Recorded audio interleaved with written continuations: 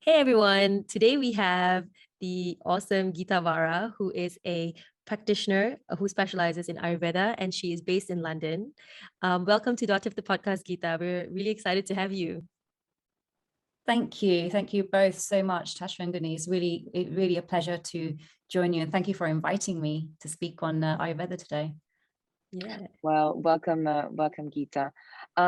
So to jump straight into our conversation today, I'm gonna look at a study that that raised our awareness recently, and it's on the topic of time trends and seasonal patterns of health-related quality of lives among U.S. adults. It's this study that we looked at, and one of the findings is that they found that there's a significant difference, but it's different according to seasons.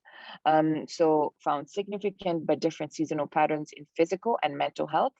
The best physical health was during the summer, and the worst was during the winter. So I find it quite an interesting finding, and I was wondering how does Ayurveda look at seasonal change? Yeah, that's really really interesting statistics from my perspective, Guni, because when we're looking at things from the Ayurvedic perspective, our immunity and our body strength, our digestive strength, should actually be strongest in the winter. So we should actually not be feeling sick. But the thing is, the way that our lifestyle is positioned in the modern world makes us feel vulnerable. So because of that reason, we are exposing ourselves to a diet and lifestyle that's not necessarily the right thing for us, or we haven't managed ourselves through the transition between the seasons. And so what's really interesting about Ayurveda, which is, a 5,000-year-old science, and it really focuses on two areas. One is curative health. So if there is, if we're suffering from any particular health issues, then we have panchakarma, which is cleansing therapies. We have herbs. We have a lot of rituals and routines to follow. But, the biggest thing in the West here, and the approach that we take with Ayurveda is much more on the preventative wellness side, trying to understand ourselves, based on our constitution. And that's when Ayurveda starts to become personalized. So then we're looking at the preventative side. What can I do to align myself to my constitution and to nature and to the seasons and to the day, time of day, to really optimize my wellness so I'm adaptable, right? So we have a beautiful modality which we call Ritucharya, and Ritucharya really is abiding by the discipline, or disciplining our diet and lifestyle according to the seasonal patterns. So traditionally, we would have 6 seasons based on the classical text, but we really kind of go by the 4 seasons, mostly, here in the Northern Hemisphere anyway. And although it's kind of difficult to identify season to season, I mean, we just had a bit of an Indian summer in London just last week. We had 4 days of 29 degrees, I think it was, which is the kind of summer we didn't have the entire June, July, August. So I think Ritucharya really teaches us that while we want to have a routine, we want to have a routine according to nature, and we are really far off that right now. So what happens when we transition from season to season? So right now, as we're recording this podcast today, is we're transitioning in Europe from, and US as well, from the summer into the autumn. And so our during this transition phase between seasons, our body's vulnerable. Because the atmosphere is changing, the energy is changing. So we need to adjust, we need to lighten things in our bodies. Our hunger changes, our sleep patterns change, our digestive capacity change. So we need to honor that, these changes that naturally happen in our body as well, just like, it does with nature. So, we've been told, for example, we've got to eat a big breakfast. It's the biggest meal of the day. It's the main meal of the day. And I always see all my clients, they always come with this, oh yeah, well, I have to eat breakfast. And I'm like, well, are you actually hungry? Well, no, but I have to eat breakfast. It's like the most important meal of the day. Is it? Is it? No. Yeah. So that's what we're kind of, we have to ask ourselves the questions, the right questions, like, is it the most important meal of the day? Why? Who said? We fall into these patterns and we never question it. So it's really about asking ourselves those basic questions. Am I hungry? Do I need to eat breakfast? Because the doshas, which we won't go into too much detail because that's a whole subject area in itself. Yeah, But definitely.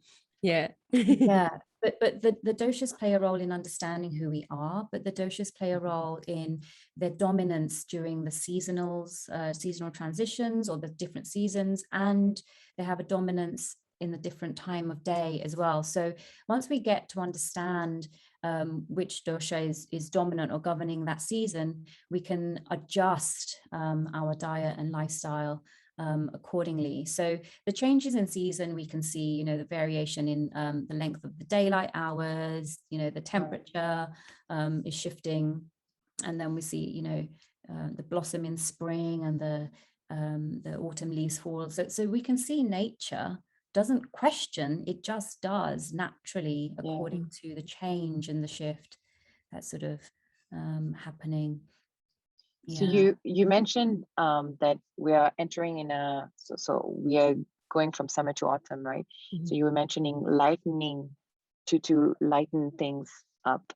Why lightening? Why is that a key word for the season? Yeah. So lightening is really in reference to the transition phase. So as we go, as we're transitioning from summer, we generally have the digestive strength isn't so strong. And as we come into autumn, our digestive fire will increase slowly. So in the transition phase, we don't want to suddenly jump into eating heavy foods, for example. So it's a time to have, either we call it Ritucharya is, seasonal regimen. And what we have, the word is Ritu Sandhi, which is the 1 or 2 weeks in the phase between seasons. So this is a time where as a practitioner, I would generally guide people through detoxification, cleansing processes, and just saying, like, let's take 4 or 5 days.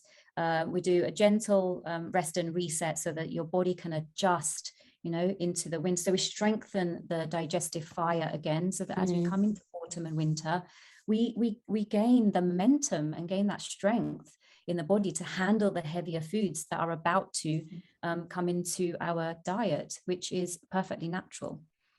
So the whole point of this is really, trying to become more in tune with nature, more in tune with our intuition. So, not listening to the ego mind, that's breakfast is the most important meal of the day. Well, let's address that. Actually, why? Why is breakfast? Yeah, my next question. Not so. Yeah, I mean, it's because the energy of kapha, which is the denser element of water and earth, it's a dense energy between 6 and 10 a.m. And so if we have, there's a density and wetness and earthiness in the environment, our digestive system is mirroring this. And what that means is that our digestive fire is also kind of a bit sluggish and a bit heavy, right? So unless we're feeling a strong hunger, what we don't want to be doing is overloading the digestive system with a heavy breakfast.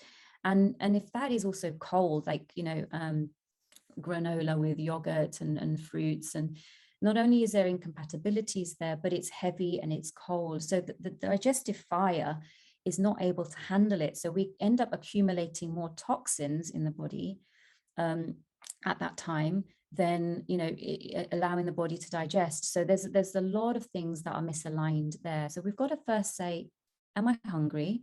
If hunger is there, then we should eat. If hunger is not there, wait until hunger is there.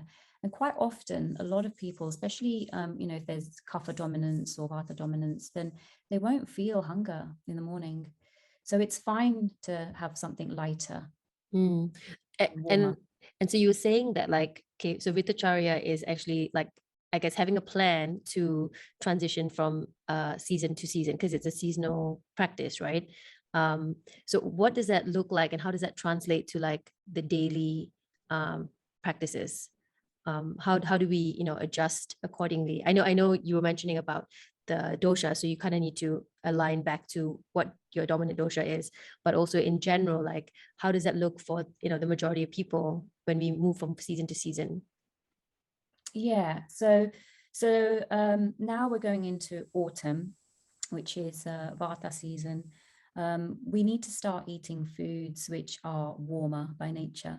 So the concept of it, the best way to apply the principles of Ayurveda intuitively is to understand the key concept here, which is like increases like and opposites bring balance, right? So we don't have to get super scientific and really granular about what we should eat and what we shouldn't eat if we just apply that one principle. So if we understand, going into autumn, what is happening in the environment, what's happening in the energy, so we can see the winds are picking up, the air is drier. So the quality of Vata is there, it's dry, it's colder, it's lighter in energy. So when we understand that these are the qualities of Vata and we're in Vata season, then we want to say, okay, well, like increases like. So if I eat foods that are cold, that are light, that are dry, it's going to aggravate the Vata also within me, despite the fact that we might have other dominants in our constitution. Generally, the energy of Vata becomes stronger in everybody, overall. So now we can say, okay, well, if opposites bring balance, what are these opposite qualities? Well, they're qualities that are, nourishing and grounding and warming and unctuous, oily foods, wet foods, soups and stews and all of those lovely nurturing foods, that just kind of warm you up, but are easy to digest, So these are the perfect foods for this season, because it's allowing our digestive system to get fired up, get stronger again. Now, if we miss that, if we keep carrying on with eating salads and cold foods and ice creams, we become vulnerable. We become vulnerable because we haven't adapted and adjusted to that transition. And that is, one of the key reasons why people get sick, in the transition phase, or they haven't built the strength in the digestion, or they start eating heavy foods, or they just have irregular habits and patterns that are not aligned for their body type, their constitution, prakriti. Cold foods were kind of for summer, where we, because it was warm, we kind of took something lighter, and hence our digestive fire was reduced. But now that we are coming into autumn, what are some of the type of foods we want to avoid?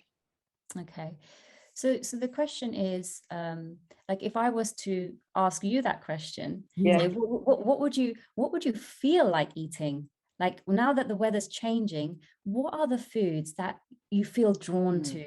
And that's the beauty of Ayurveda. It's that, and that's about intuition. It's like, I'm drawn to, like, I feel like having soup today. And I feel like, I feel like, I really need like hot chocolate. You want to have things that are naturally warmer. You don't want to have the salads or the raw foods. But the problem for us is when we think about eating healthy, we have categorized and we've pigeonholed certain foods.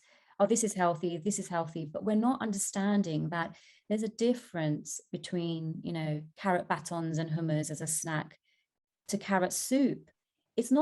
Carrot's not the issue. The issue is one's cold, one's warm.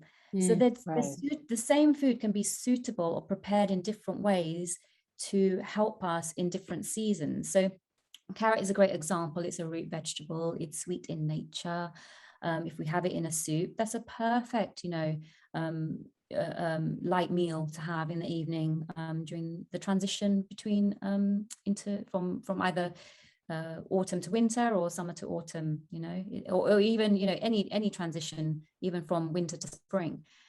So soups, stews, casseroles. We want to strengthen the digestive fire as we come into autumn, because it's preparing the body for heavier foods, nuts, meats, heavy foods.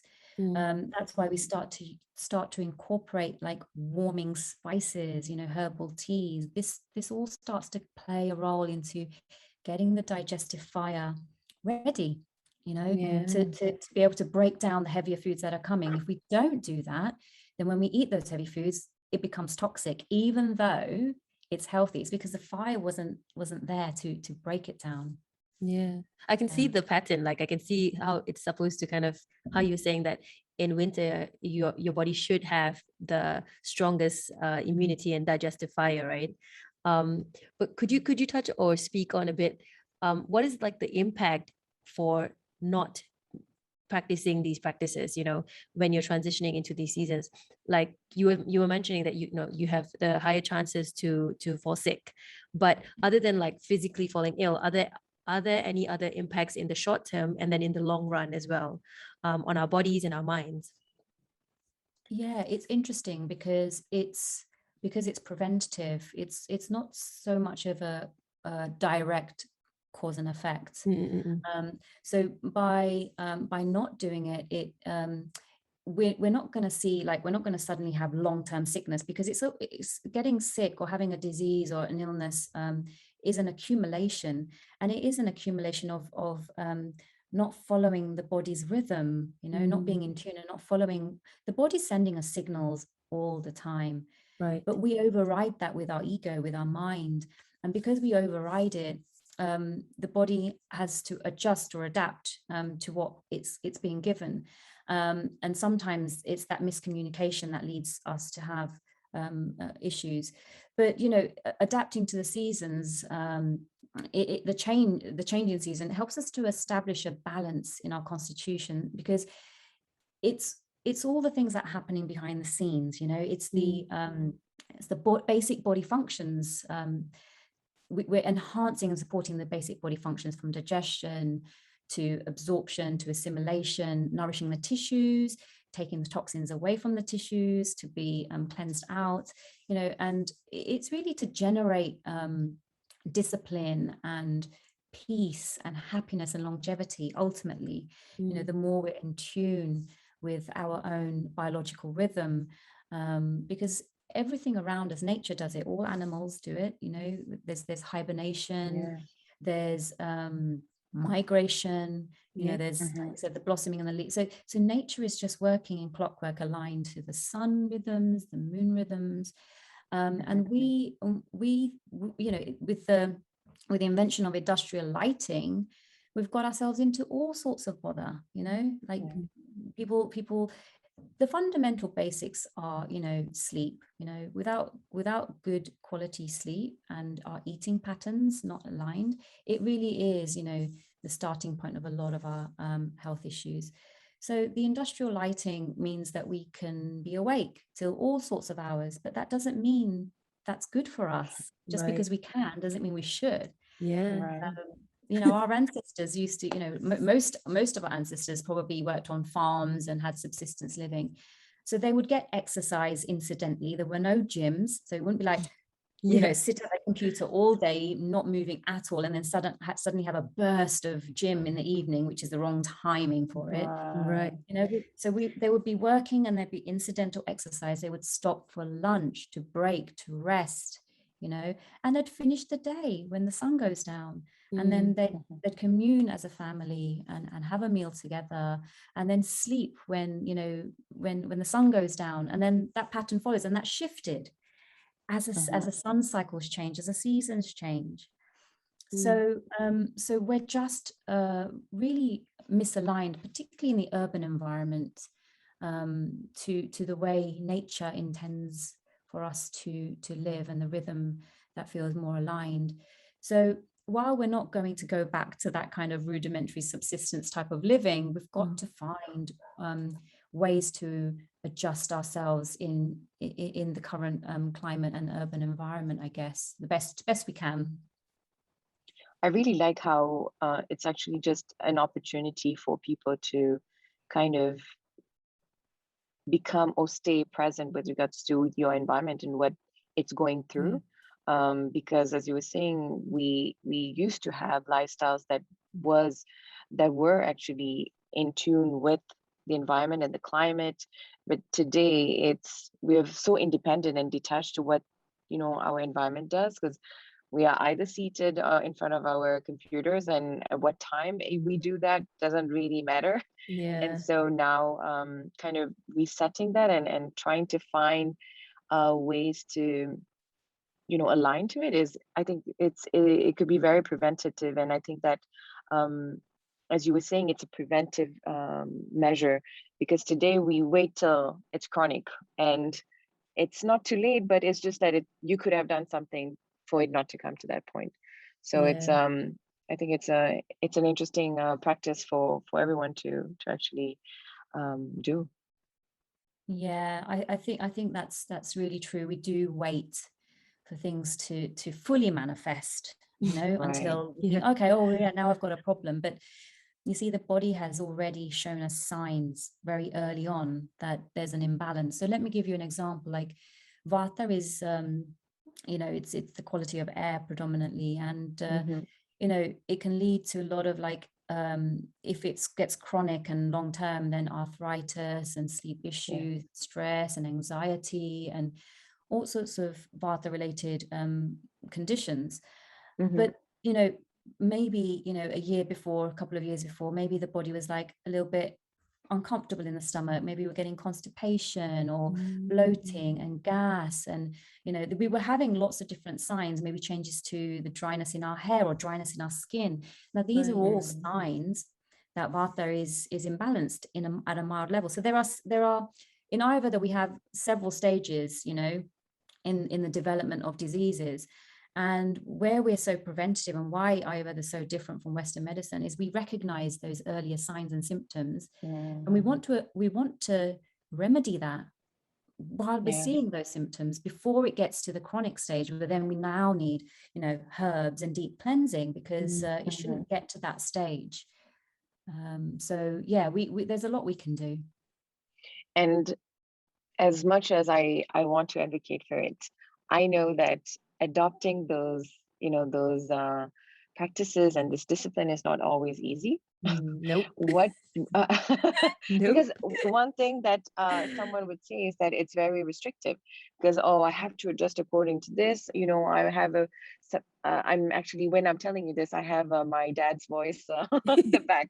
I said, how do I manage this? How can I? It's not convenient. I have to eat a certain way. I have people to, you know, to manage, etc. So what would you say are ways for us to implement those routines or those practices without it being intrusive to your day-to-day?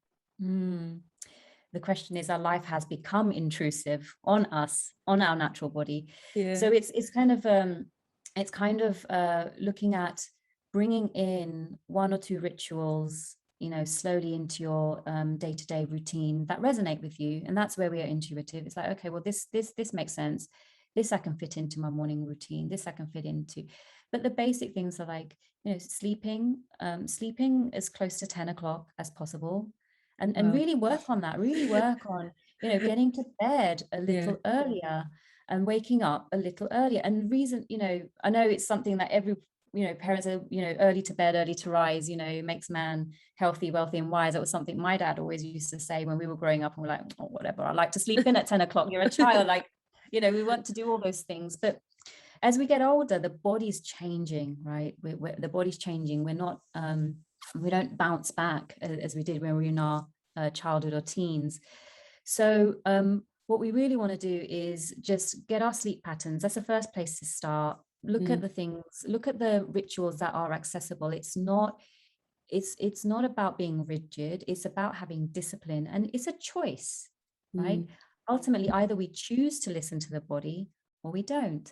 If we choose to listen to the body, it will guide us to be more healthful. It will guide us to cherry pick the rituals that we need right now until they become ingrained and we don't even think about it. Like, we would never leave the house without brushing our teeth.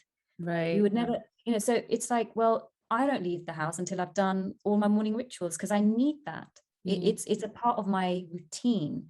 And it doesn't feel like I have to do it. It's just a part of my routine. I enjoy it. It makes me feel good. So, you know, using affirmations can really help us to motivate ourselves. It's about motivating ourselves to want to do those things. We should never do anything if we have a strong resistance.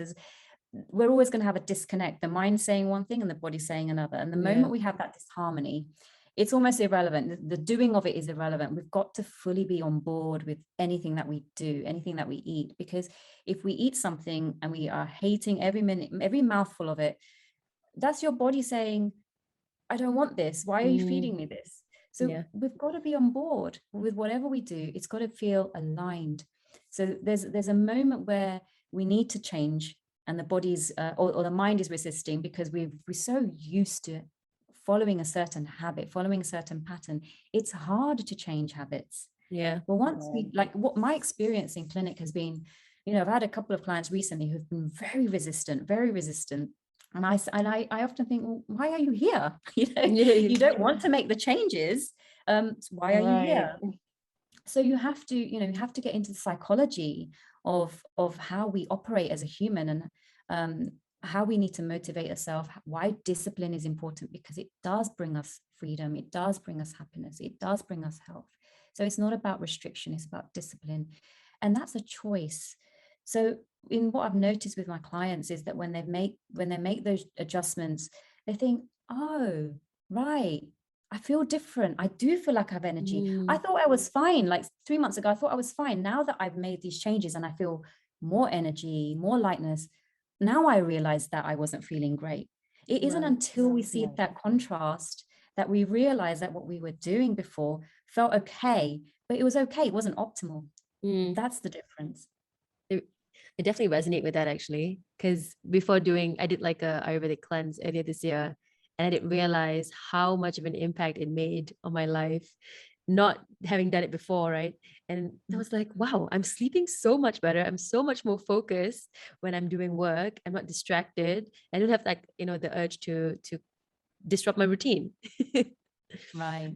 And because Vata it governs movement. Okay, like wind, it's like it's moving, it's rapid, it's mobile, it's really, it's just movement.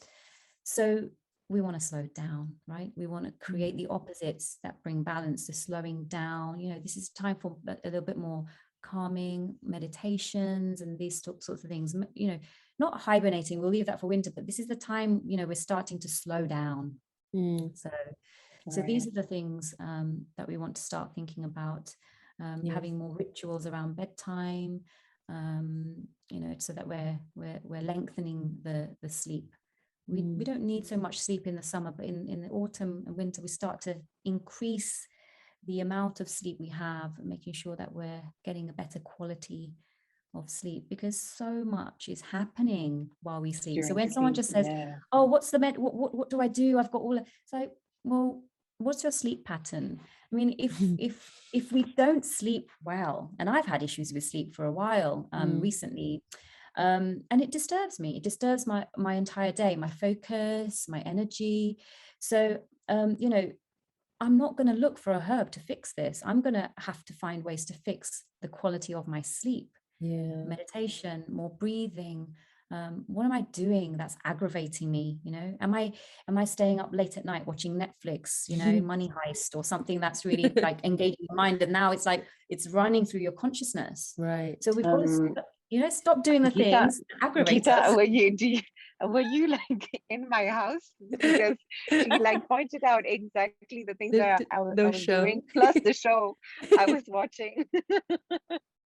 No, sleep has been like a constant battle. Like a battle for everyone, I think, especially for Tasha and I. Tasha having her own, type of how to say, demons that will not allow her to go to sleep. I have my own, but focusing on that is a good tip. Like the last 3 practitioners we spoke with, everyone highlighted sleep, and I was like, taking this point down, and I'm gonna practice that tonight. It's almost like if we don't get the fundamentals right, if we don't get the pillars, we're building a house, we need stable foundations. It doesn't matter what happens on the balcony. I mean, you can only party on the balcony if the foundations are nice and strong. So, sleep and eating patterns, not even the food, it's the eating patterns. These form the foundations and underpin you know, everything that we can grow. So we don't, like we said before, it's not about, you know, just being okay and, you know, avoiding disease. We want to feel good. We want to age well. We want optimal wellness. So if we want to have optimal wellness, then a little bit of discipline in our day-to-day lifestyle, that is nothing more than self-care, actually, is really worth the effort, you know, and it infiltrates into everything that we do. If we don't give ourselves the time and energy, it means when, you know, we have to address whether, you know, we're lacking self-worth, lacking self-love. And, you know, we can see over the pandemic, so much of this, you know, suppressed trauma has come up for so many people. So self-care has become really not something that's a luxury. It's absolute necessity for mental health. So, you know, we've got to address mental and emotional wellness. And when Vata, as we come into the seasonal transition, it becomes really aggravated in our body and mind. So we want to address and calm the mind down. So, you know, Western medicine, or, you know, a lot of research is now being done, right, on, you know, the benefits of meditation, the benefits of certain sleep patterns, and should you have coffee, not have. But everything's in isolation. We've got a cause and effect, but what's missing is this whole person, this whole human in the middle. That there's a myriad of things going on. We're a complete ecosystem. So it's great measuring things, but let's understand ourselves and honor ourselves, what we need, what feels right, not what the mind thinks is right, what feels right, you know, by our body. I think that's key right there, like the word honoring ourselves. And it's, I think, getting to the point where you even understand what honoring yourself means is like, that's the work. And then when we get there, we can start taking the bits of research and information and putting it together, right, to apply it. Yeah, absolutely. I couldn't have put it better myself. It's applying, it's integrating the knowing, so we can flow. So we can know all the right things to do. I mean, we can read books on books. So yeah, this is good, and know everything. But the integration, like you asked earlier, it's very hard. So, you know, that's why working with a practitioner or a consultant can help you, well, stay accountable, but also stay on track and say, okay, this pace works for me. I'm struggling with this is not working. And so you get into a rhythm. So I like to work with clients at least, you know, at least once every season, at least, you know, so that we can handhold through that process. And once you understand a bit more about how your body's functioning, how your mind operates, it can really help, because the sun's playing a role, the planets are playing a role, you know, the moon's playing a role. I mean, for everybody, but particularly for women, you know, around our menstrual cycle and our hormones. So there's a myriad of things happening, and we can't discount or ignore any of those, you know. I see clients and they'll have missed huge chunks of their like the history. It's like, oh yeah, and plus and I also take like antidepressants, or I also am on HRT, or I'm also on like but it's like it's become so normalized that it's not like, well, that I'm not here for that issue, I'm just here for this issue, because it's so normalized that we're going to see different people for different conditions, and we see a specialist, but we want to be more generalist. We want to look at the whole picture. Right?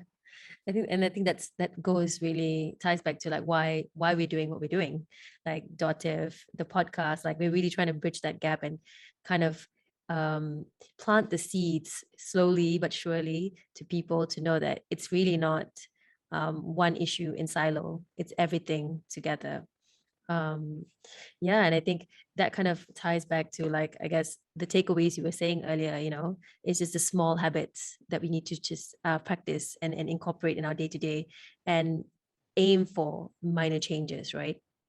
Oh, it's I think it's a great message as well, because it's an opportunity for the seasonal change and the adaptation, and reflecting on your habits and undoing all these things are an opportunity to consciousness, and so to practice consciousness. And I think that's a a nice takeaway for our conversation today. But before we end our conversation, we like to just give you some rapid fire questions and see what you have to tell us about that. So the first one is, what is the worst health advice you've ever received in your life? Well, one I think we touched on earlier about breakfast being the most important meal of the day, but I don't think I elaborated on that, but maybe that's for another conversation. But one of the ones I think for me is, you have a headache, just take a paracetamol, right? Like, just pop the pill and it will go away. So that's the culture that we have. It's like, just pill popping, it's like, so yeah, for me, that's definitely don't resort to popping a pill. Let's address the root of why that's happening. Yeah, for sure. That's a real good one. Yeah. And the second one is, if there was one habit we should all adopt today, what would that be? Okay, something that I am actually a huge advocate of, and I've practiced since I was 5 years old. Well, since I ever brushed my teeth, actually, was tongue scraping. So yeah, so it allows us to see all the toxic accumulation that's happened overnight. So yeah, scraping the tongue after brushing the teeth in the morning can really kind of start the digestive system in the right way every day. So it's clearing out the toxins, tingling the taste buds. So that's I would say well, if you don't have one, you need to get one and just see how it changes, your taste perception. And if you want to say, well, rice isn't sweet, well, use a tongue scraper and then eat rice slowly and taste the sweetness. Good point. Right. And last one, a bit more lighter and fun. So if you were to put a soundtrack to your life, what would it be? Okay.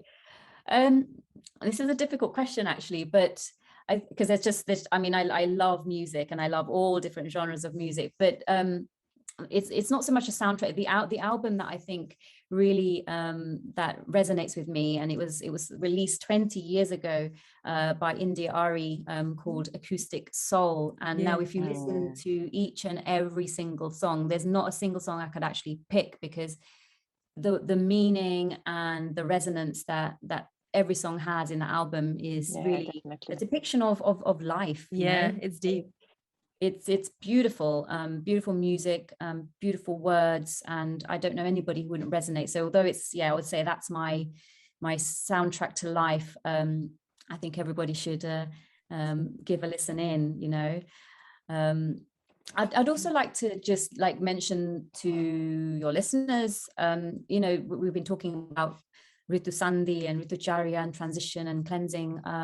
I do have virtual workshops and virtual retreats running right now. They're coming up very soon. So if you want to engage with me directly and get more guidance, that option is there on my website.